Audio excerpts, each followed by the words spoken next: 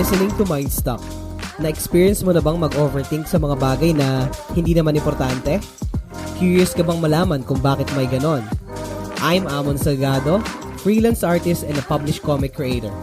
Samahan niyo kaming mag-deep dive sa mga questions that keeps you awake at night.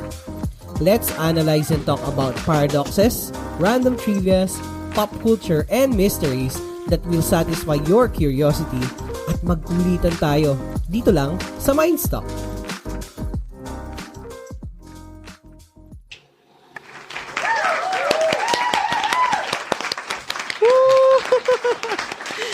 Kala mo talaga may mapapalakpak no? Yo, what's up guys? This is Amon and you are listening to the very first episode of Mindstock. Show some love and support by sharing this to your friends, mga tropa, mga kilala, mga pinsan, sila tito, tita, whoever you think would be entertained sa show natin. And don't forget to subscribe by clicking the subscribe button down below or the follow sign on Spotify so you'll get notified whenever I have new episodes to share. Ayan. So a little about myself. I'm the creator of Chalk Star Genesis from Black Ink Comics under Precious Pages Corporation.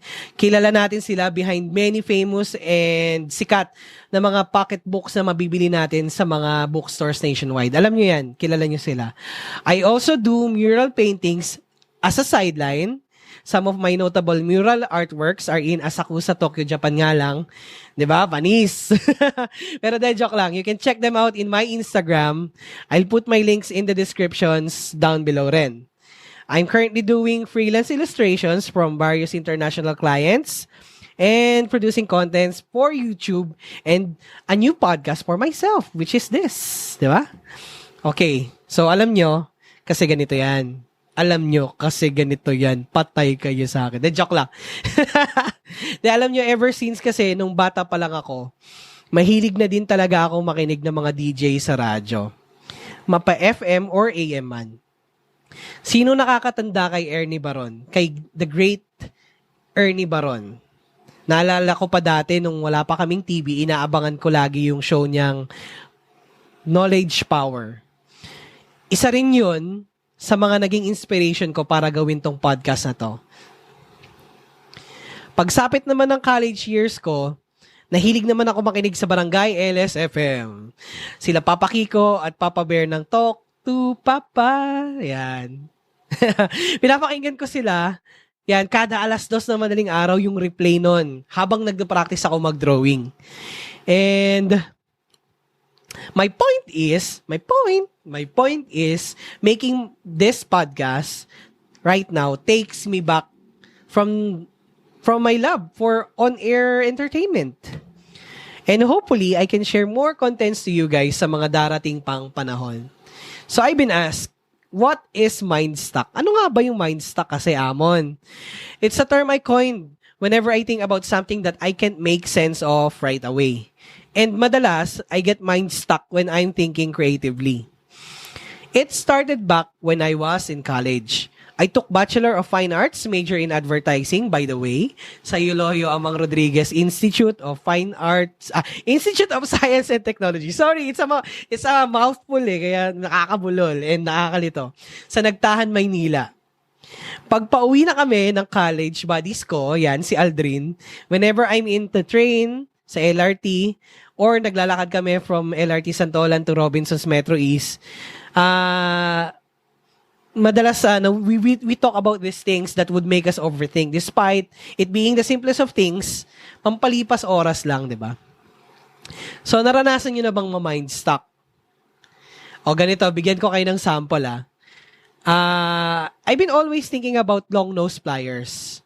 And bakit long nose yung tawag sa kanya? Nose ba yung gamit ng tool na yon para mag-grip ng bagay?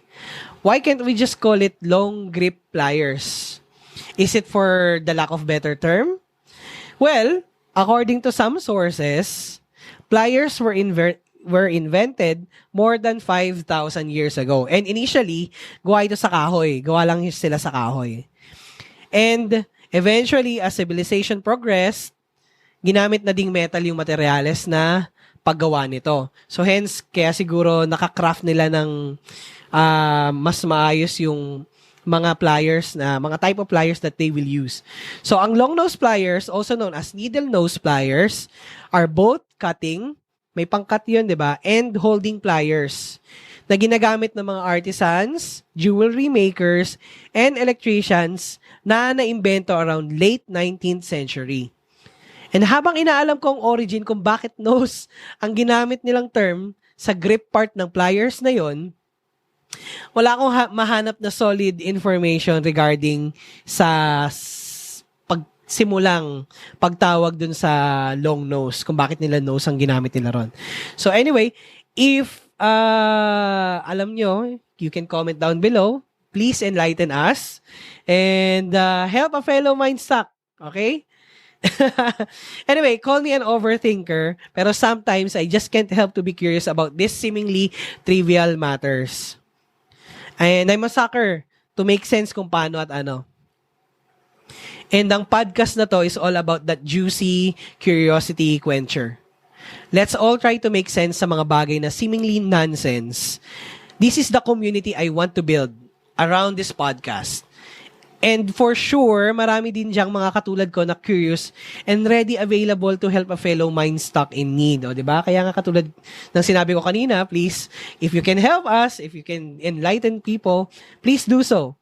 And I also have something for you guys, by the way. Almost forgot.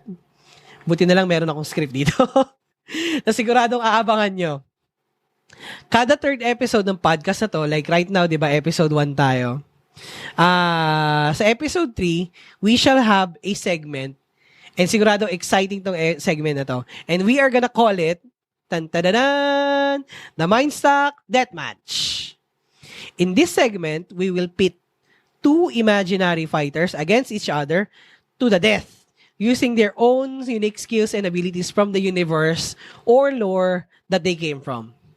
So any characters or beings from literature, pop culture, legends, anything na pwedeng lumaban or makakalaban, pwede natin gawin at ipaglabanin natin sila. I will introduce their basic lore and notable abilities that they will use in the matchup along with the terrain of the fight or yung settings kung saan sila maglalaban.